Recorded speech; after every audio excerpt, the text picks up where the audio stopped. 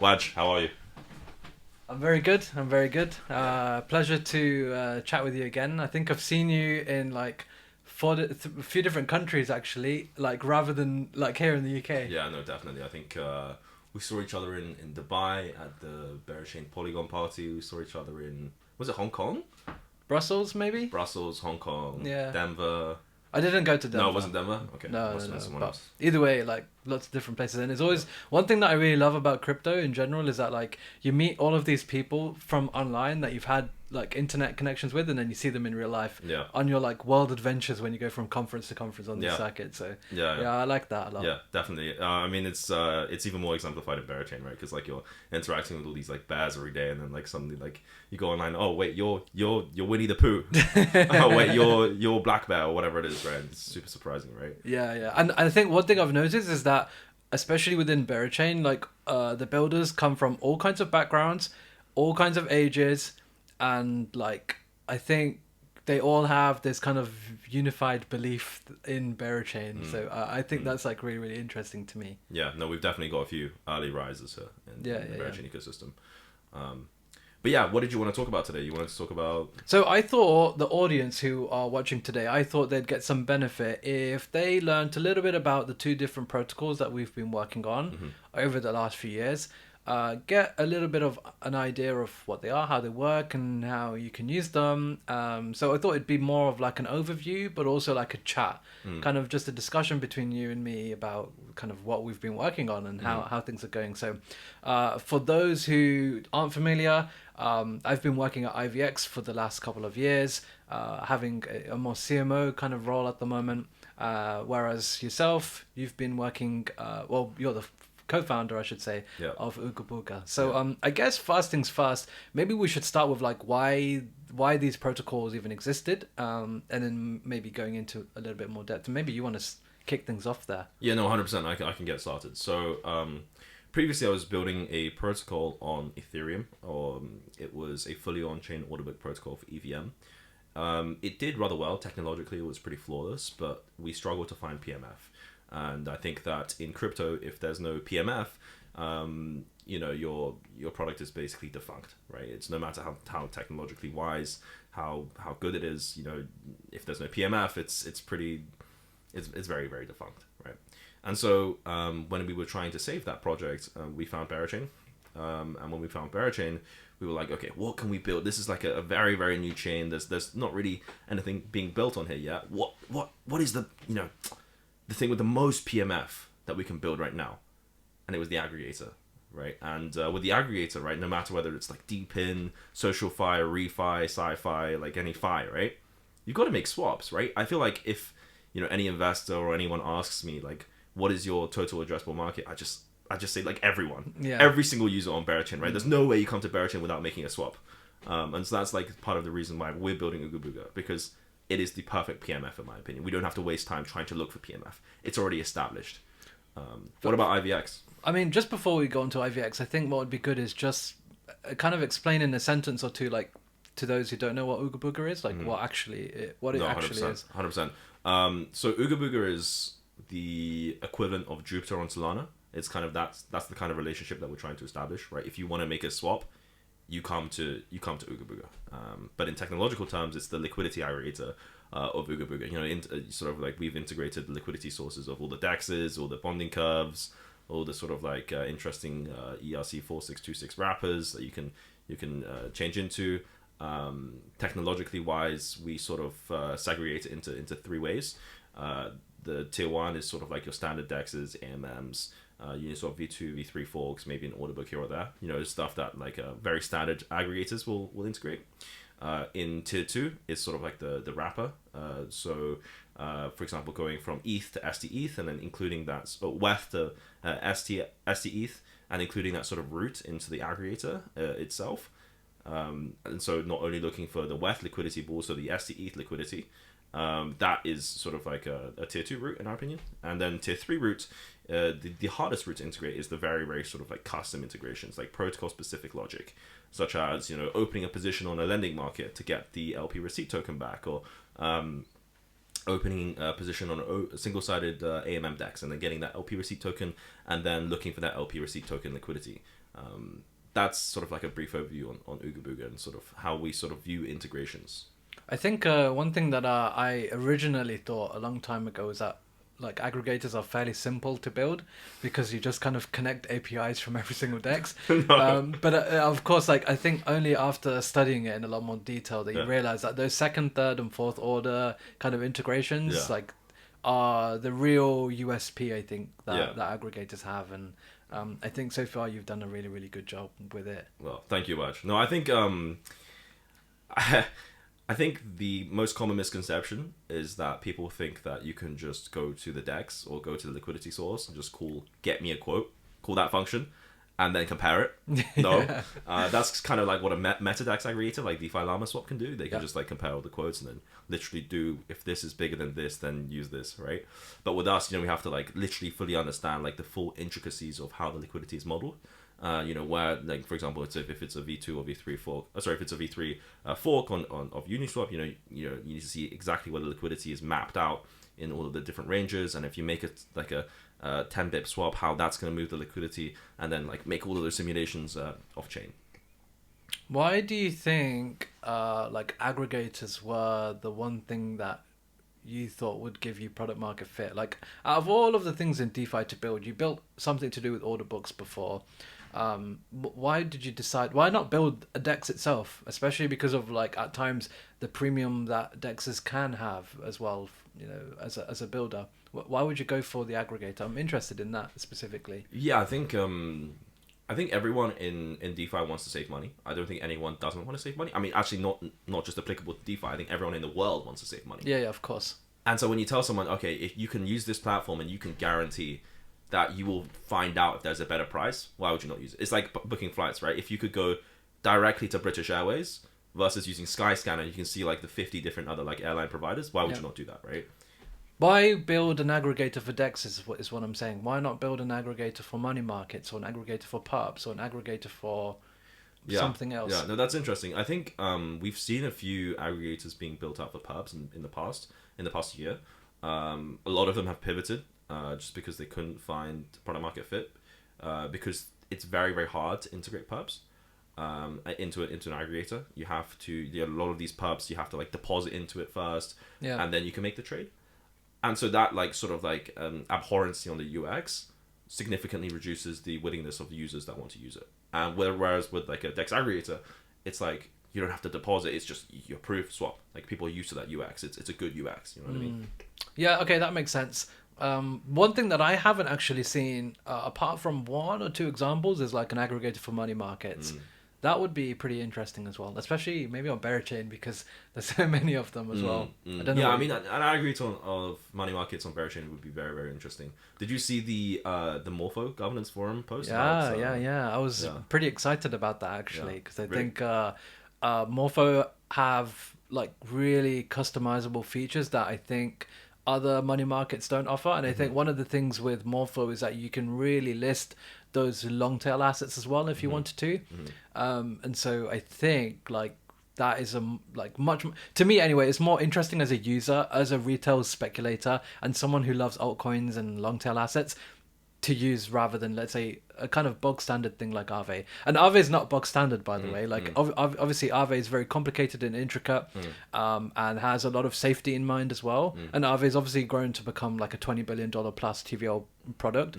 Clearly has product market fit, but like as someone who likes to speculate and someone who likes to use different strategies, I've been using Morpho a lot over the last year, and I've realized like there's so much more composability, customization. So I think it's going to be pretty awesome for Berachain to have that. Here's a question to you, Waj, then. How do you view the sort of like competition between Gummy, Dolomite, and the soon to be Bend, which is a licensed fork of Morpho? Yeah, that's what I'm saying. I think the competition's pretty intense, because it's not just Gummy and Dolomite. There's like Berachain, Time Swap, Zero Land, Beraboro. So you've got essentially 6-7 different competitors. And there's probably more as well that I'm probably not thinking of off the top of my head, or are building in stealth, or have launched on other chains and will kind of migrate over to Berachain. So I think in general we'll see 15-20 money markets on Berachain, no question about that. And I think like for the money markets, like obviously Berachain makes a lot of sense. Plugging into POL can abstract away so many interesting, like it can, using POL can like cover the spread between lenders and borrowers, and so you can create loads of cool stuff, especially if you abstract away complexities. But the competition is so intense, and I think generally what we see with everything in crypto is that generally there's like a winner takes all kind of thing. So I don't think that every single money market on Berachain is gonna win. I think they all can still do well, but the winner is what I'm talking about when I think about, like, let's say Uniswap is the winner of the DEXs, or like Aave is the winner of like the money markets. There's still other DEXs that have done fantastic. Curve has done amazing. Radium's doing really well now as well. But like, yeah, I think when it comes to like winner takes all, generally there's going to be one or two that really take the most of the market share. No, absolutely. Well, I guess like a sort of follow on to that question, and to your point of there are so many money markets on Berachain. Why aren't there many options protocols on Berachain then? What do you think? I think there are. There actually are. Yeah. Maybe you're just so dominant I don't even recognize the other ones. No. There's some actually really good builders with options. Okay. So there's us with IVX doing 0-day options. These high leveraged, very speculative instruments that you can use to trade the news or trade low time frames. You can get 100x, 200x, 500x leverage, which I think is like one of the best ways to trade the news, because with options, remember that there's no liquidation, right? It's like buying car insurance for your car, right? You pay a small premium at times, and if something were to happen to your car, you get a massive payout, right? The car insurance company hopes nothing happens and just claims your premium and claims the premium from everyone. Very similar concept with options as well. You pay a small premium, let's say $50, $100, you get the exposure of 1 Bitcoin. So if Bitcoin goes from, let's say, 90k to 100k, well, you've only paid like $100 or a few $100s of exposure for that massive move. Well, I mean, to address your point, I mean, you said that there's a lot of like these novel options protocols where you can trade the news and stuff. Do you think they'll be able to actually establish sufficient amount of liquidity given their sort of novel mechanisms? Like someone like IVX, you know, like if you were trying to convince like investors for a TVL raise or for LPs to come in to provide liquidity, it's not that bad because, you know, people have a general understanding of what 0-day like options are. But these other sort of like you know, trade like Twitch streams or trade whether the temperature in San Francisco is going to be above 35 degrees, this kind of stuff. Do you think they'll be actually able to establish liquidity, and how does that sort of like match up to your plans to establish liquidity for IVX? So I think this is one of the things with options, like there's so many different subcategories. So like what you're referring to are kind of prediction markets, kind of like binary options. They have yes or no as an outcome. I think we've seen in the past, like sometimes the way that these binary options can be put in front of the user makes it a little bit difficult. But in other cases, they perform fantastically. Polymarket is like one example where like it's like the number one option protocol in the market today. But no one thinks of Polymarket as an option protocol. No, absolutely. They've definitely abstracted that away. Yeah, but it, you know, behind the scenes, that's what it is. No, I mean, we could do the same thing as well, just with Bitcoin. Is the price going to be above 100k or below 100k in the next 24 hours? That's essentially what Polymarket offer. So I think like this is like a really, I think options in general are really interesting for this. Will those kind of protocols get product market fit? They can, and I think it just depends on how they abstract away those complexities when it comes to options. I think the vast majority of retail users don't really want to know about the option Greeks. They couldn't really care less about what the value of Delta or Vega was, or Theta or whatever. I think more sophisticated traders do, and so I think there's like always going to be a variety of different products catering to everyone. And so I think that's one thing. The other thing is like the type of option products that you can build. So you can build zero day options, you can build longer day options, you can build binary options, you can build more complicated option products, like for example what Smiley have done with impermanent gain, kind of longing or shorting volatility essentially. I think there's like a whole range. I think because of the fact that they're all so different from one another, I think there's opportunity for many of them to do really, really well. But I guess like it just depends like how these other factors go, because I think one of the things that we've had problems with in the option space is like terrible UI, terrible UX, fragmented liquidity, too many strike prices, horrible pricing mechanisms for like altcoins. sometimes just not a large variety of alts. Like vault products that haven't made money but have actually lost money. So I think like there's been so many problems, and I think once you like tackle and solve a lot of those problems, you're able to get a lot closer to getting product market fit with options. And I think in general the option space has been pretty small, but I think we're at the cusp of this changing. So yeah, I'm pretty excited for it. Yeah, no, that makes sense. I mean, it's yeah, to go back to that point where it's about like, you know, the binary options and sort of prediction markets, they're still options, I agree, but them building on Berachain is pretty interesting, right? Because technically they're all like singularities. Their markets, the markets that they create are singularities. It's hard to actually like play that into POL, right? Let's say you have a market for whether Chelsea's going to beat Arsenal, right? You can't POL whitelist that in time. Like that's the argument, right? Whereas compared to IVX, which you have a sort of like continual sort of it's like IVX LP is the name. Yeah, IVX IVLP. LP, which you're planning to POL whitelist, right? Yeah. So how do you see that play out? Like, how do you think these protocols, these option protocols, will play into POL? You know what, Kevin? I think POL is so broad that actually you can think of innovative ways to incentivize Chelsea versus Arsenal. I think there are probably ways where you can where you can give, if you have the market out for long enough. Let's say a week or 2 weeks away from the game, I'm sure that you could give receipt tokens to users who can kind of plug them into POL and get supercharged yields for 2 weeks. True. But I don't know if anyone's actually doing that just yet. But I think it is possible. I think for us, with our liquidity model, it's called IVLP. I think it's a lot more focused for the DeFi native users, those who are familiar with farming, those who are familiar with like LP products, especially if you were around on Arbitrum back in like 2022, 2023 in those bear market days. Arbitrum had this moment in time where DeFi was thriving, like on Arbitrum, and I think GMX was really at the core of that. I think it had this crazy rally at the time, and what you would have noticed if you were active around those days is that GMX's LP token GLP was integrated everywhere. It was integrated on hundreds of different apps, whether it was leverage products, whether it was lending products, whether it was like structured products. I think some of them still exist today as well. I think there's many protocols who actually built on top of GMX as well. So I think our product is kind of, there's similarities. We've taken inspiration from there. Obviously, it's built slightly differently. It has a different index, has different risk elements kind of added to it or removed from it as well. But I think like that's kind of the target, I think, when it comes to a product like this, rather than like having like a liquidity product for, I don't know, these binary options, which I think would be a little bit more simple, you know? But yeah, I think that's like one of our USPs really that makes us stand out. And of course, plugging that into POL is just like another added benefit. No, definitely. I think we've seen the sort of like JLP, the GM, I forgot, my brain's going fast. What's the GMX one called again? GLP. GLP and JLP, sorry, from Jupiter. Yeah, that's JLP, right. Fuck it. Both of them, like, it's been like absolutely integrated throughout the Solana ecosystem as well, you know. Yeah, like, JLP yields, I think the other day were like 70% APY. Insane, yeah. You've got you're holding a basket of assets like Sol, ETH, BTC, and stables. I mean, the basically the blue chips of this cycle.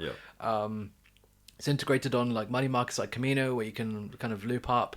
You can borrow stables at like 20% on Camino, and earn obviously 70% here with this index and kind of leverage up. So people are getting like triple-digit yields on their blue chip assets, which is pretty insane. And I think because of that, we've seen JLP market cap go to, I think it's not far off $1 billion. Wow! Like in terms of how much TVL they have. Solid TVL assets. Yeah. I mean, what's the plan? Do you want to give the sort of viewers a sort of overview on what IVLP looks like and what's the plan to integrate that across the Berachain ecosystem? Yeah, so I guess I didn't really kind of explain what IVX actually offers, so maybe we can start there. Yeah, let's start with that for sure. So IVX offers these short-dated options, 0-day to expiry options. These are options that expire within 24 hours. You have a variety of assets that you can trade, like Bitcoin and ETH. On testnet right now, you can trade Solana, you can trade Doge. On mainnet, we'll have Bera as well, so you can trade these high leverage options there. 0-day to expiry options, as mentioned, are these instruments that give you incredibly high leverage, no liquidation. You can be a buyer or a seller. We've got a lovely, very minimal, clean UI for this, and so it makes the experience of trading them very simple. Now that's the trader side. The counterparty is IVLP, the liquidity providers, very similar to JLP and GLP, I should say, where you have like an index of assets. So the index is basically the assets that you can trade on IVX. So it's Bitcoin, ETH, Bera, stablecoins. That's what it's going to be like on mainnet anyway. Okay. It's very composable. We can add assets, remove assets, and so essentially IVLP is just an index of like your core assets that you want to hold. If you're a Berachain maxi, which is Bitcoin, ETH, Bera, and stablecoins, or Honey, I should say. Now it earns the trading fees from the protocol. It earns obviously from the index itself. Let's say if Bitcoin skyrockets to 150k and ETH goes up and Bera goes up, then obviously the index is going to be worth just as much as however much those assets go up by. Depending on their allocation in the index. It earns the trading fees as mentioned. It earns from proof of liquidity.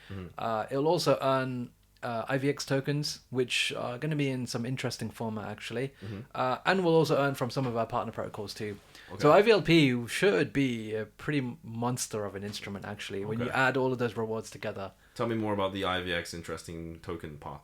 So I think, so you know this as well. You've been building in DeFi for a long time.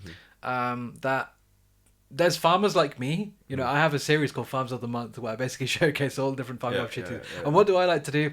Drop my liquidity in farms that have high APRs, and when the APRs drop, I'm running away. Pull two. Yeah, exactly. You're gone. I'm gone. Yeah. So like I think this has been a problem that we have in DeFi for a long time where I think incentives don't really match up. You don't get sticky liquidity. You get kind of farmers who are just farming and dumping. And so I think there needs to be a way to better align this. Now, there are ways that you can do this, whether it's by making the price of your liquidity more fairer. And you've got things like Royco for this, which I think helped to solve this problem in the first place by you as a protocol not giving out more than you actually need to, or you having a more fair value for the rewards that you're giving. Or you do something which is what we're doing, where you actually offer the users the chance to buy in. And so one of the ways that we're doing that is through actually not just giving out vanilla IVX tokens that you could just claim instantly and dump. Rather, you get a deep in the money option call on the IVX token itself. Okay, so a bit inspired by Tap, or? I think Tap definitely were one of the ones that really brought this to light for sure. I'm not sure. I think there are a few other protocols who have done this too. Dolomite is one of them as well, who actually did this with their ARB incentives that they got. So rather than giving just vanilla ARB, they would give you oARB, which was pretty interesting. But I think for us, this is interesting because number one, we're an option protocol, so it makes a lot of sense to have something like this. But secondly, I think it really aligns the interests of everyone. If you're a farmer on IVX, right, you can buy tokens. You'll get them at a steep discount. I'm talking 60, 70, 80% discount. But there's something psychological about having to buy these tokens. So I think even if you were to get an 80% discount, psychologically, the fact that you've had to buy them, I think means that you're less likely to dump them. You also want the price to go up because you've kind of paid a price for them too. You're less likely to... And I think all of this kind of will help people... just aligning their interests together, where like the farmers actually want the price of the token to go up, they're less keen on dumping, and the protocol on top of that earns revenue from the treasury. Yeah, that's interesting. Do you think that there is a if we make a comparison between protocol A and protocol B, where protocol B is IVX and protocol A is just a traditional sort of like protocol emitting emissions to a pool, do you think that potentially IVX's price action could be more suppressed, or it would sort of be more volatile? Like how do you view price action on that then? I think it depends like on how much of the rewards are given out, which is still to be determined. So I think in general, I think if it kind of gives you a little bit of a floor price as well with using an option model like this, because there's like this base price, which is what people are basically buying their tokens at, which is like an 80% discount or something, or 70% discount. So I think in general, it should actually help reduce the downside volatility. Right. That's the thought process.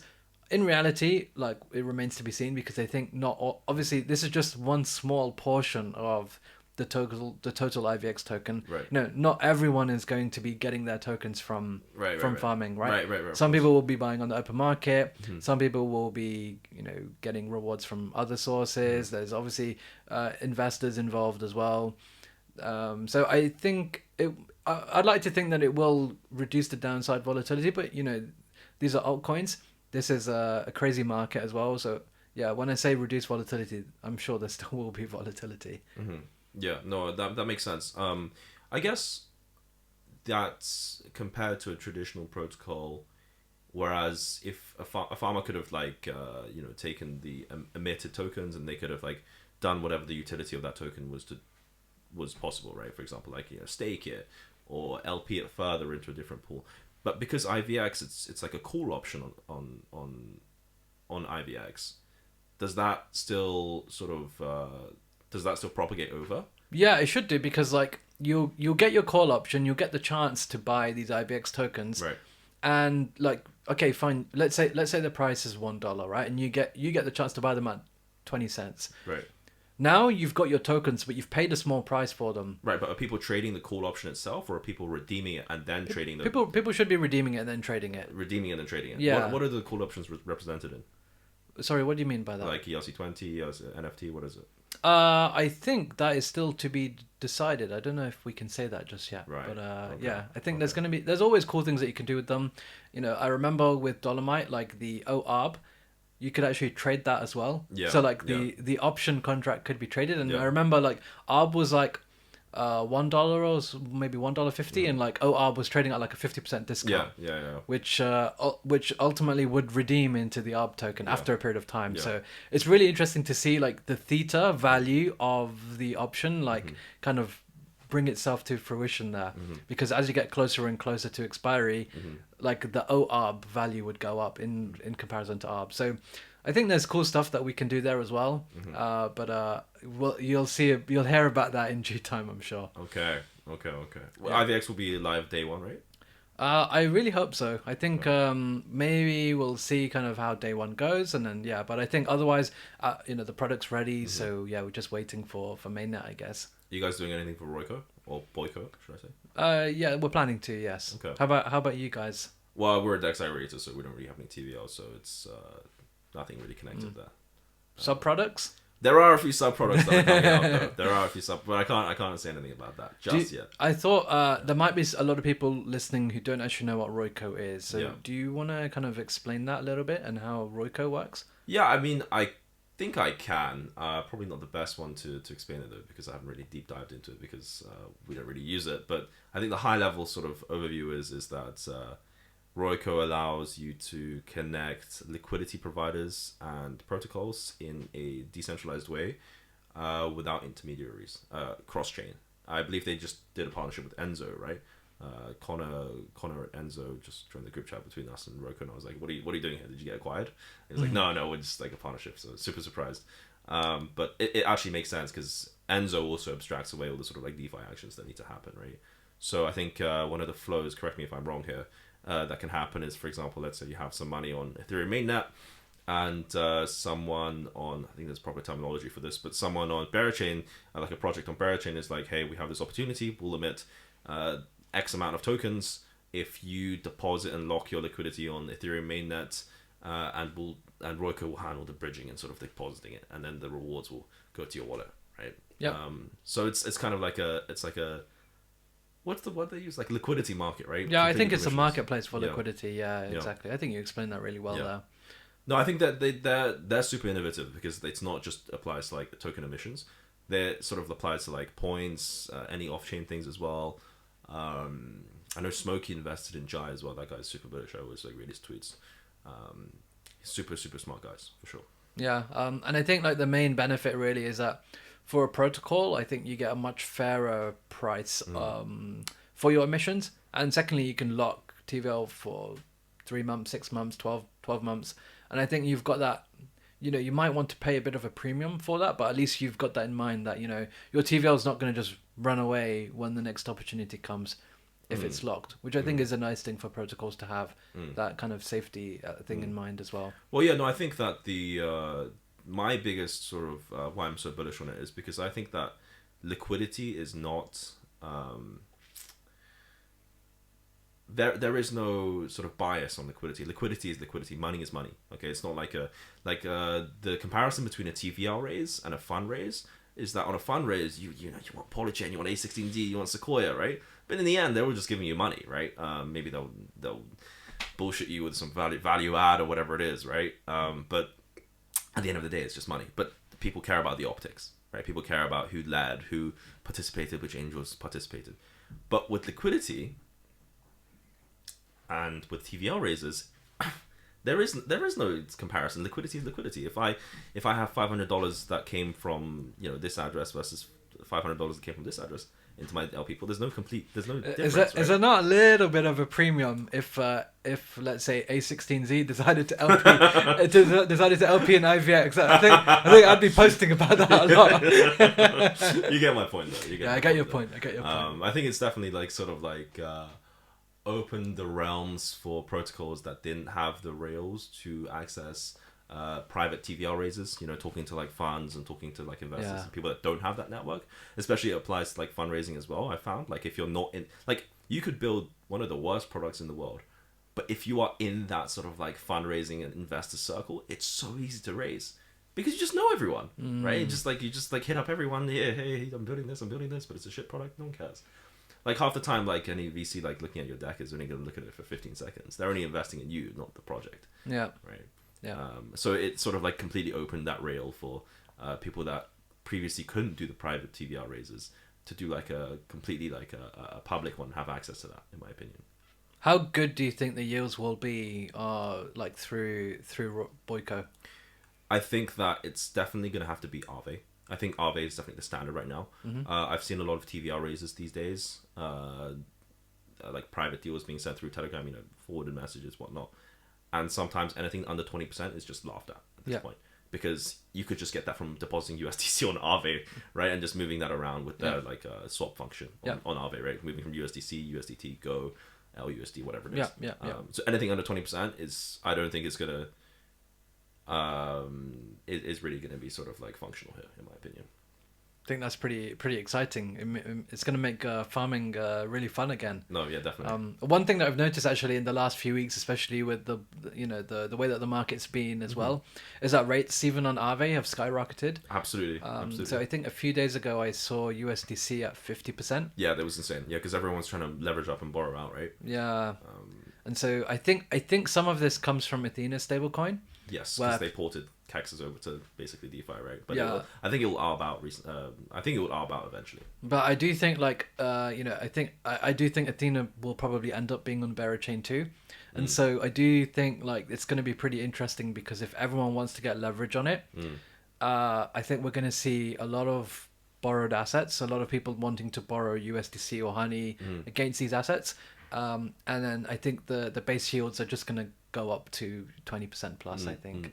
No, absolutely. I think Athena is part of that sort of like Berachain, Athena, Mega ETH cabal, right? Yeah. I think it's definitely and Pendle. These four, like it's yeah, you know what I mean. I think what's interesting is that I think then if like the base rates are like 20% on your basic generic stables, then I think the cost of liquidity on Berachain ecosystem protocols will be much higher than that, and so I think we will end up seeing some pretty absurd yields across the board. I think 40 to 100% like on stable coins will be the case for a while.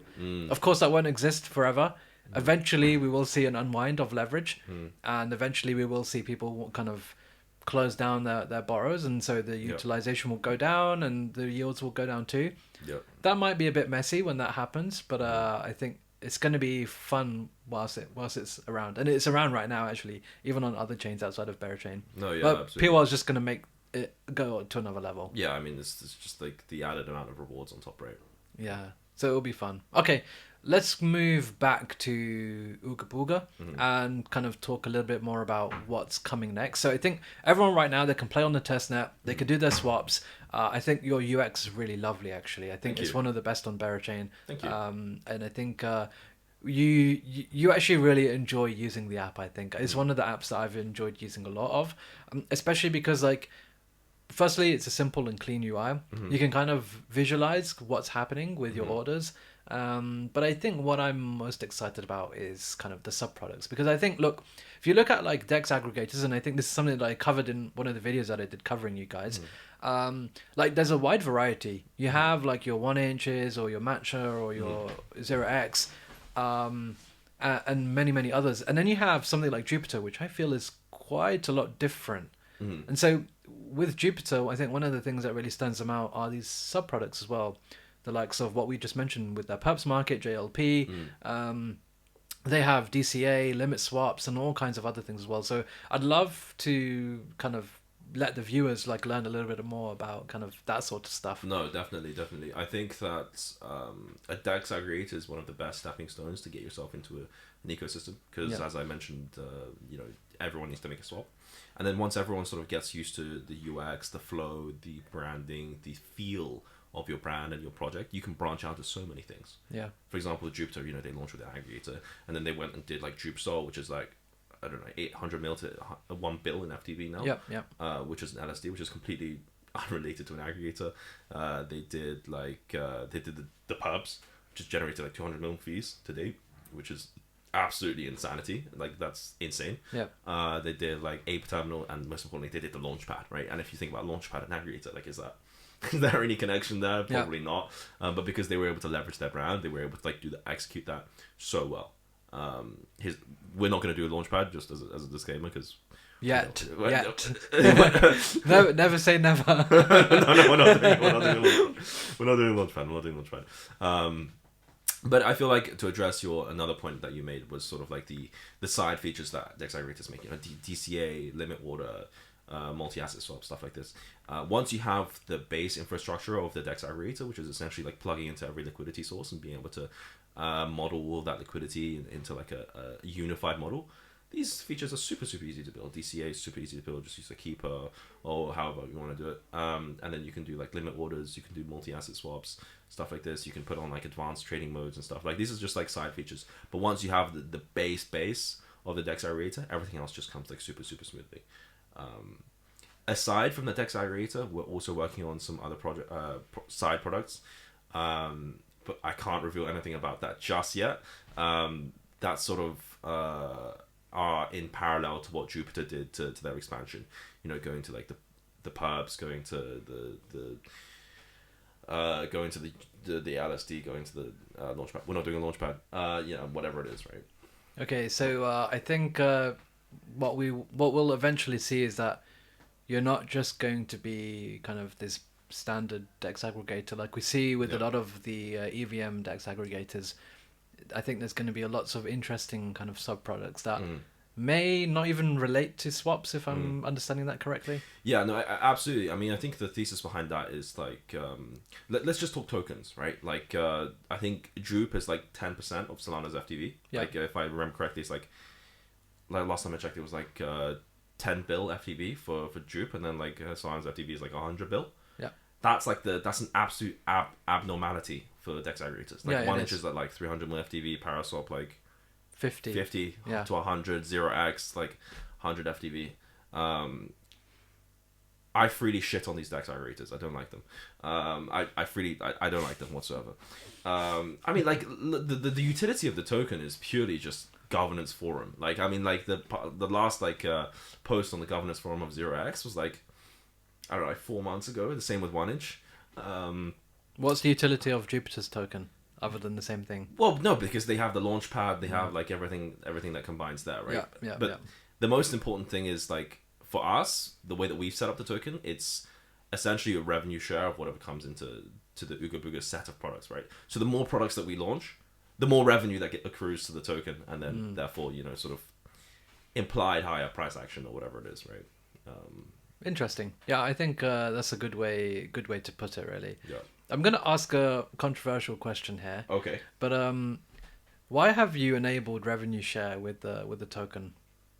Why have I enabled it? Yeah. Well, I think we took inspiration from Kodiak, Camelot. With the X token model. Yes, exactly, with the X Grail token model.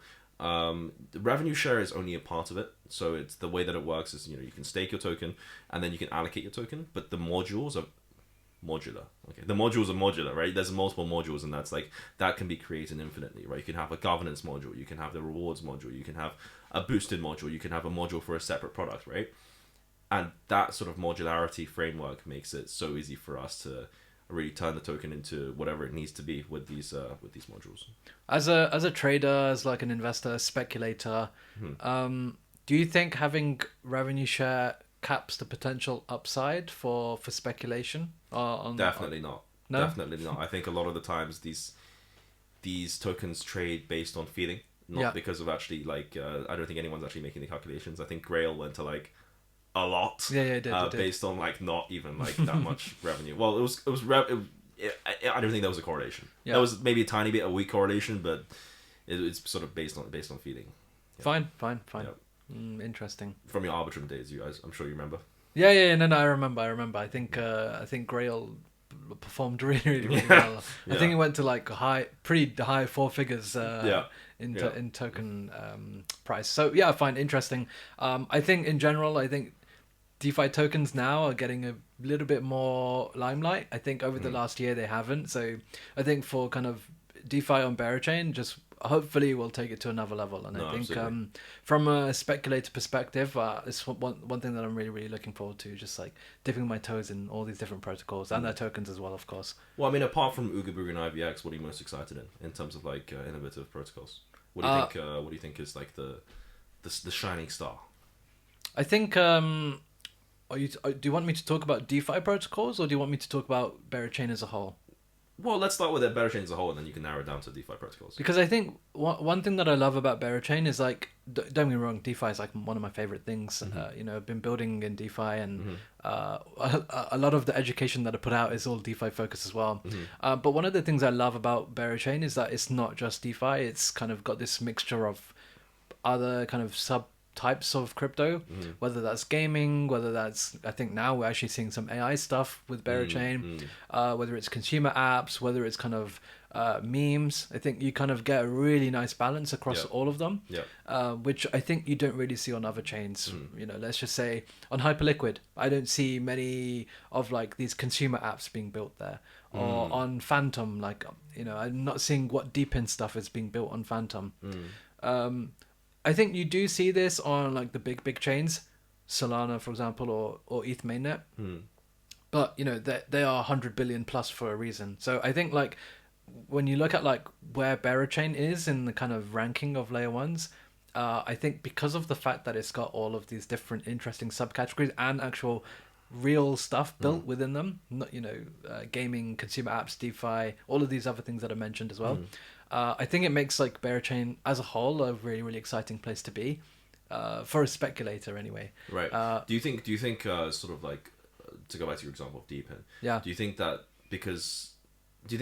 Deepin is very present on Berachain because of foundation cultivation, or do you think it's because naturally people have come? Because we know that obviously Build-A-Bera, which is the Berachain incubator, took on Puffball, and then since then there's been multiple sort of other Deepin devices such as Yearn to earn, the knob thing, degen device as well. Do you think that's because of the foundation's message, or do you think that's because people will have realized that Berachain is the place to build? Probably both, because I think you had Puffball coming to Berachain first, and then once people started to realize, oh look, this is one of the craziest consumer deepin ideas that I've seen in a while, that kind of probably took some, that I think people probably took some inspiration from and thought, oh wait, actually Berachain deepin, it could actually be a thing. And then I think the flywheel comes from Berachain, Build-A-Bera kind of supporting and bringing some extra attention as well. I think those guys did fantastic by themselves, actually. I don't think they needed any support, but props to them. So I think there is some sort of flywheel effect there where I think one comes, it gets brought some limelight, the next comes, it gets brought some limelight. I think we're seeing that now with this degen device as well in the last few weeks. There'll be something else coming. I'm sure there will be. It's just a matter of time. Now, what's interesting is the deepin kind of protocols are kind of more consumer based rather than kind of what I'm more used to, which is the the kind of network layers and Solana, like compute and HNT all of this or stuff. whatever it is. Yeah. That stuff, yeah. So I think that's pretty interesting. However, I do think it's just a matter of time before some of those kind of pop up as well.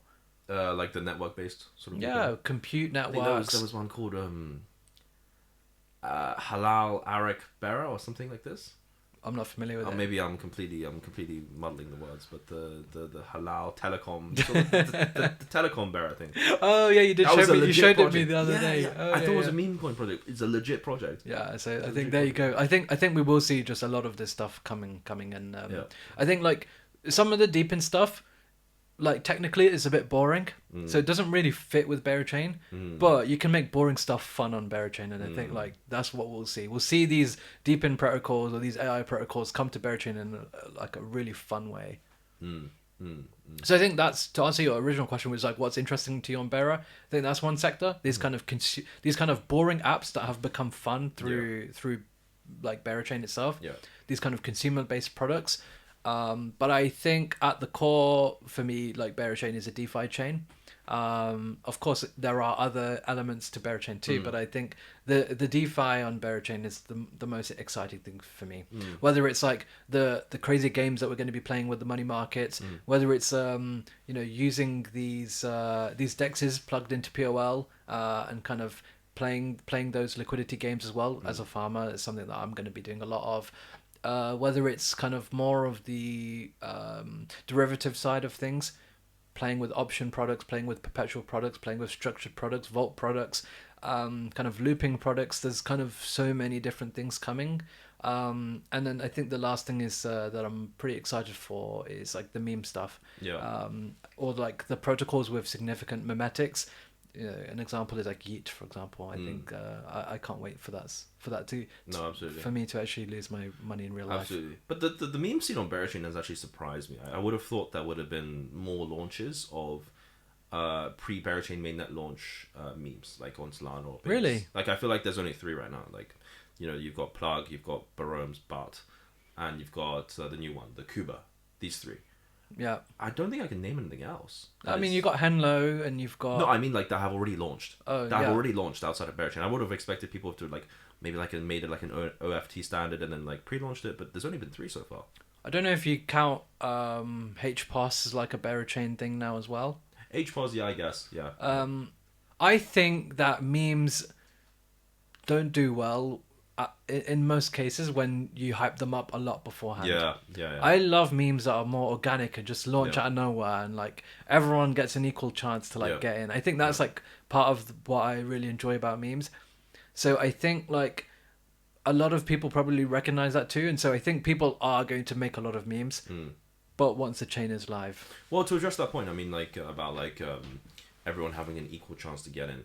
Henlo was a VC raise, wasn't it? Yeah. So what do you think about that?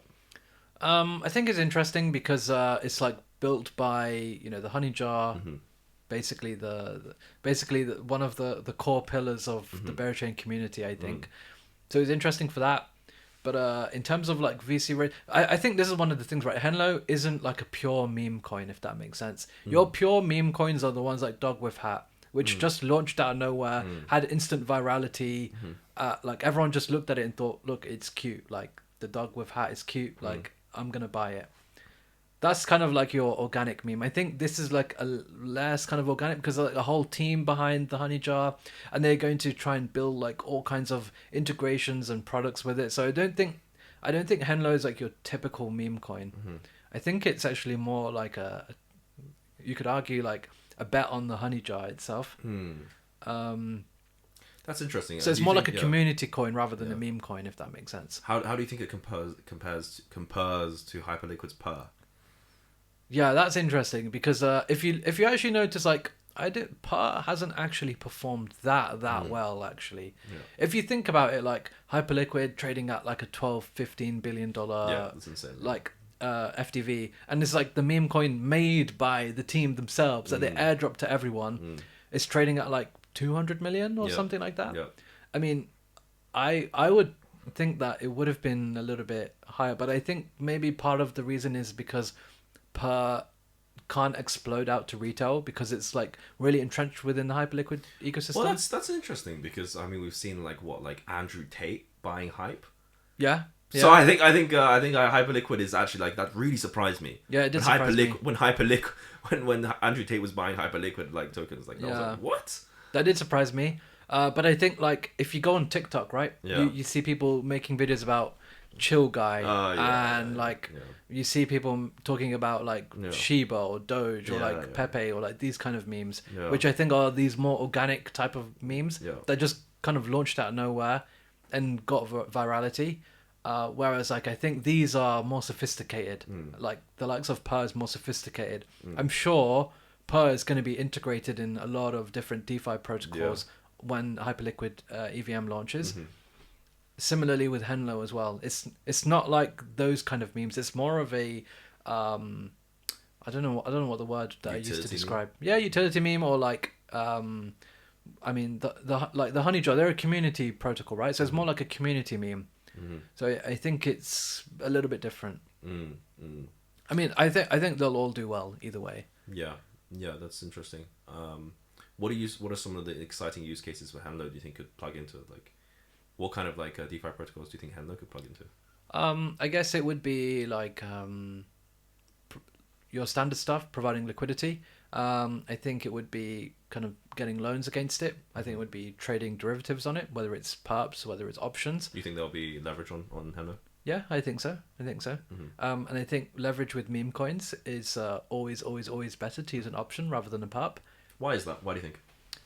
So the volatility that Memecoins have by themselves basically mean that if you're holding a spot Memecoin, it's essentially the equivalent of having like a 10x leverage on like ETH or Bitcoin or something. So intrinsically, it's already got like this kind of crazy volatility. And so when you add extra volatility through leverage on top of that, let's say you do a 3x long or a 3x short. One of the things that I think you've noticed as well, that memes intraday swing like crazy. And that means that an asset can go, let's say, up 200%, down 75%, and then back up like 1000% in a day. And so when you're using perps, you have to be so careful that you don't get liquidated. Because of the intraday volatility. If you're using even, let's say, 4 or 5, let's say 3 to 4 to 5x leverage, you don't need a big drawdown actually to get liquidated. No, absolutely. You know, 50% drawdown and you're gone. And that happens all the time. Even on established memes, that happens quite frequently. I think we're seeing this right now with like the AI meme coins. Some of them have gone down 40-50% in a day. And then the next day they completely recover. So I think when you're using perps, you have to be very, very careful with memes. And so really it means that when you're using perps, like you can only really use 2x leverage. I think at times maybe 3. If you're trading like a really, really established meme like WIF or something like Pepe or Doge, okay, sure, you can get away with using 3 or 4, but anything else just too much at times. Especially new meme coins for sure. Like you're just gonna get wrecked. And so using options is just way better for that because you don't get liquidated, right? And you still have that leverage exposure. Exactly. But I mean, I think the biggest problem with trying to find leverage on meme coins is that you have to find the counterparty, right? Who's going to be willing to counterparty LP for that, right? And that's one of the problems I think that Exponents is currently facing or trying to solve, like trying to find people to LP for those long tail assets. Finding people to LP for the meme coin token on Radium itself is let alone super hard right now. Trying to get people to LP for leverage, right, is even harder.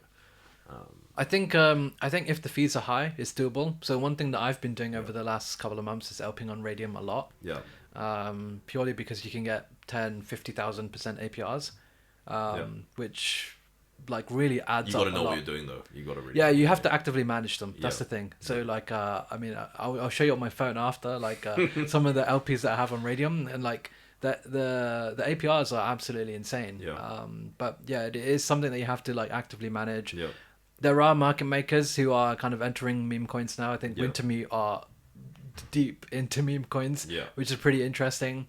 And I think especially as I think over the last year, meme coins have become a bit more established. I think now we're seeing liquid funds even hold meme coins in their portfolio. Yeah. As that happens, I think we're going to see people more comfortable with kind of LPing them as well. Yeah.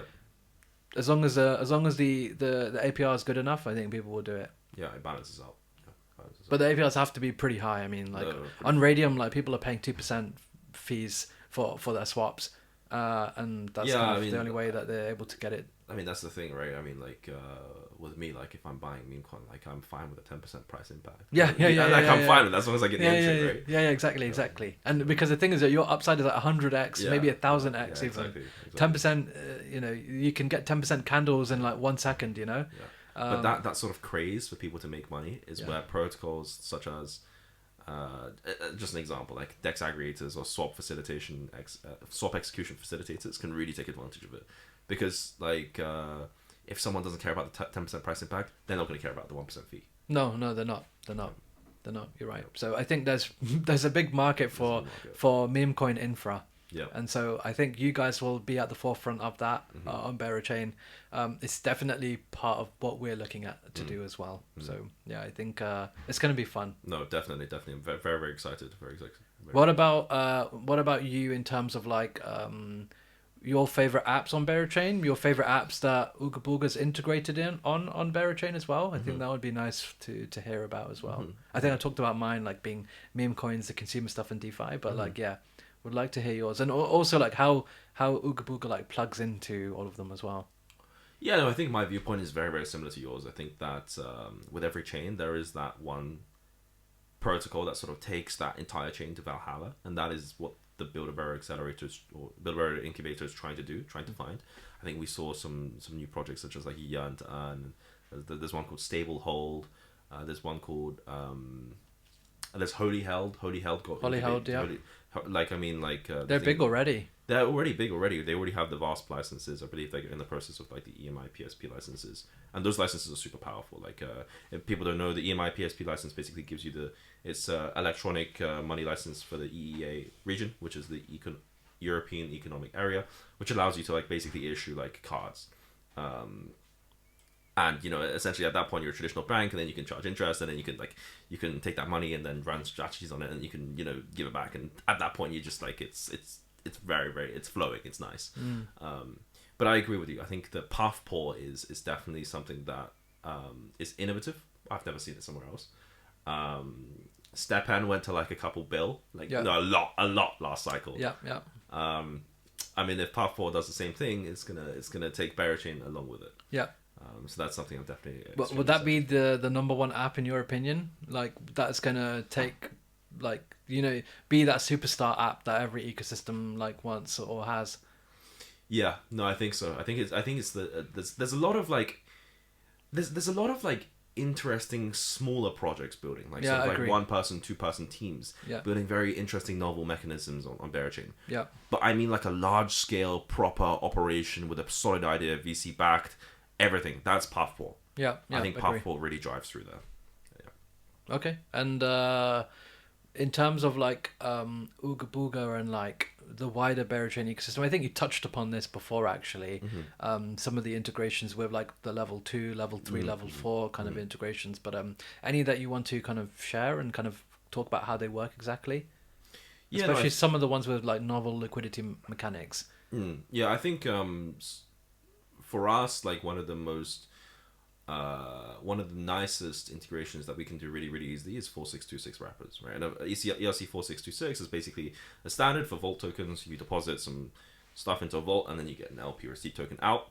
And especially for Berachain, which is incentivizing this LP receipt tokens, we're expecting a lot of 4626 tokens to be on the market. I think Gummy is kind of like the exception using ERC 1155, but 4626 is something that's going to be very present on Berachain, and it's something that we can definitely integrate very easily, right? Because not only are we looking for the liquidity of the entrant token into the vault, but we can also search for the liquidity of the LP receipt token of the vault. And especially when DeFi composes, everyone's looping, and then there's liquidity present for the LP receipt token. It's very, very present, right? A very, very good example of this is something like HoneySwap, which is the native Berachain enshrined app. Although it's not ERC 4626, it's essentially a vault wrapper, right? To mint Honey, you can deposit USDC, and then I forgot what the LTV ratio is, but basically we can check for that route, for not only checking for the USDC liquidity, but also checking through the honey liquidity, by actually like involving that route inside the functionality of the aggregator itself. That as a very simple sort of example. There's going to be a lot of thinking about this now. There's going to be a lot of like ARB opportunities all the time. Definitely, like, the absolutely. MEV on Berachain is going to be crazy. I feel like so. I feel so. Yeah, I feel so. I think that the infrastructure which we've built out, there will be a lot of people running bots on it. Lots of people looking for those opportunities because when you plugged into so many liquidity sources, I think right now we've got like 18 liquidity sources, but 30 by mainnet. Yeah. When you're plugged into that many liquidity sources, there's for sure going to be ARB liquidities, especially when black swan events happen, like huge liquidations of stable coins, stuff depegging, stuff like that. When stuff like that happens, these sort of like level tier 3 sort of like wrapper integrations, they really come into play. Yeah. And I think that's the one thing that's exciting for me is hearing like all of this means there's going to be a lot of flow of value, flow of or transfer of funds constantly.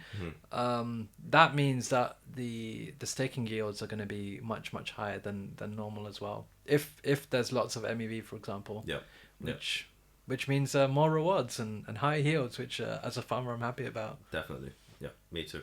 Cool. Anything else that you wanted to talk about in terms of Oogabooga or IVX or kind of Berachain as a whole? Not specifically. I think we've covered the majority of the bases. What about you? Do you think there's anything you want to talk about? I'd say I think one thing that I like about Berachain is like the as you mentioned, like the experiments, and I think in DeFi like we have that a lot. Where I think Berachain covers pretty much every single DeFi kind of product that we've seen on every other chain with its own twist as well. So whether it's like kind of a place to trade long tail assets, or a place to trade, or a place to swap stable coins, or a place where you can lend and borrow stable coins or get kind of interest free loans or all that sort of stuff. I think like one of the great things about Berachain that I've noticed is that you have pretty much all of these different subdomains all covered. And there's competition within them all, which means there will be some people trying to innovate as much as they possibly can to get market share.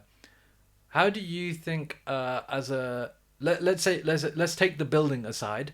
Let's say you're someone coming into Berachain to speculate, to trade, to enjoy the ecosystem. Okay. What are you going to do when you first kind of bridge in on day one? There's so much going on. Yeah, there's so much going on, but I feel like a major sort of flow that will happen is that obviously day one, the liquidity through Stargate will come through Ethereum, but after that, the bridges that will establish between Solana and Berachain, and people porting funds from Solana to Berachain, will be a huge flow. And those that port from Solana to Berachain, I think a majority of those people will be buying memes. And so they'll either be going directly to Kodiak or coming directly to Oogabooga to buy those memes. Will Berachain be able to handle the inflows coming, the TPS? That's an interesting point. I don't think we've seen that much sort of strong testing on the actual testnet, but I'm sure that the foundation has tested internally what the sort of like what the congestion will be like on day one. Exactly. Yeah, I'm sure they have. So okay, fine. Going back to my question. So you've bridged in through Stargate. What are you going to be playing around with like on day one? Is it going to be trading Memecoins day one on Kodiak, or through your own protocol, or are you going to be kind of lending your assets? Like what are you going to be doing? There's so much to do. I think the most important part is getting the money there. Once you have the money there, like it's going to be. I feel like there's going to be so much congestion that like people are going to struggle to get money on there. Like just get money there and then figure out what exactly it is. Yeah, that's get past hurdle one first, in my opinion. But I feel like as soon as Berachain announces mainnet, that's when all the people I'm sure a lot of people have been cooking memes, right? That's when shit starts all the Twitter pages start like being active and everything, and that's when you figure out which one's the good one, which one you actually want to buy. Are you going to bridge your Bitcoin and ETH over as well? Well, I don't hold any Bitcoin. I hold a fat stack of ETH, which I recently sold. I sold a lot of my ETH because it was just not moving. Yeah. The ETH BTC chart wanted to make me cry. Yeah. Put it in stables, chucked it in Aave. Okay. But in this scenario, I think I'd definitely be bridging a lot of my stables over to Berachain. And would you be more keen on using the stables on the 3 native like ecosystem apps, or like in terms of like Bend or Bex? I think whatever the APY is highest. I think that I'm not I'm agnostic.